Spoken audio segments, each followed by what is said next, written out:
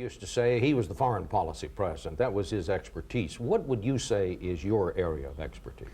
Uniting people and setting an agenda that's hopeful and optimistic, bringing people together to achieve that agenda. Coming into Washington, D.C.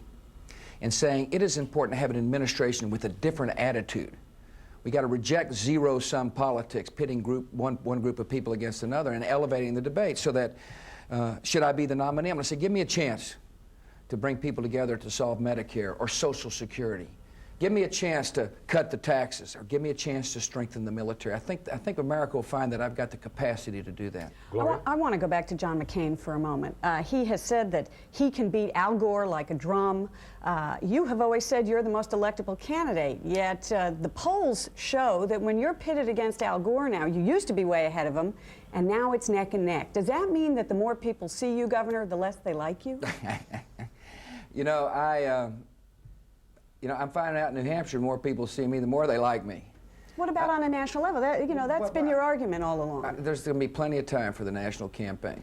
Go ahead. This is primary politics. The Republican Party is now deciding who can unite us and who can lead us to victory. It's the Republicans who are coming together here in New Hampshire who are beginning to make who are making the decision as to who ought to be our nominee. We'll worry about the general election when the general election comes. And I don't want anybody in this state to think I'm taking anything for granted, because I'm not. Well, McCain also says that you are the product of the Republican establishment, that the people surrounding you in your campaign are the ones who have kind of blown it for the Republican Party in 1996, and that essentially, you are somebody whose campaign is being run by people who have lost in the past.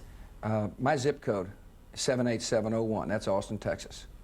It's not Washington, D.C.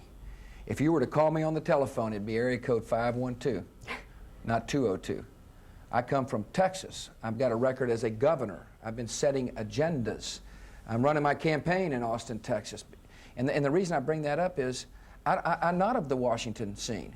I'm not a committee chairman. I'm not a chairman of a powerful committee like the Commerce Committee. And so people can say what they want to say, but the people of this party understand that I bring a fresh approach to politics. I come from outside Washington, D.C. But what you're asking is, do I accept the support of over 40 United States senators who know both me and John?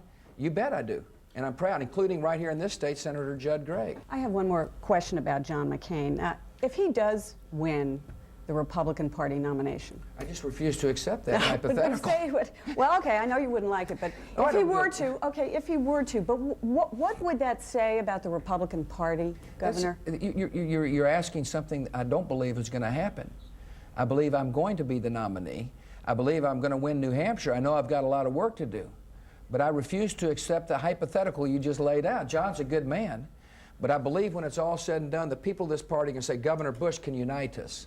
He's got a record of leadership. He knows how to achieve he knows how to bring people together, that I've got an optimistic, positive point of view, and that's what the people of this party want. Do you think he's a Republican, really? Oh, I do, sure, I do. I respect him. I view him as a friend. We just have a fundamental difference on a couple of key issues that I think points up, a difference of opinion. So why do you keep comparing him to Clinton? No, he compared himself to Clinton at a key moment during the debate here in New Hampshire when he said Clinton copied my tax plan.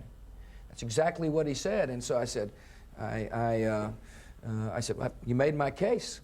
Now, I would never compare John McCain to Bill Clinton when it came to character. John McCain's a man of enormous character. And he was a friend of mine before this campaign. He'll be a friend of mine after this campaign. We differ on tax cuts. We differ on education. We have a different point of view.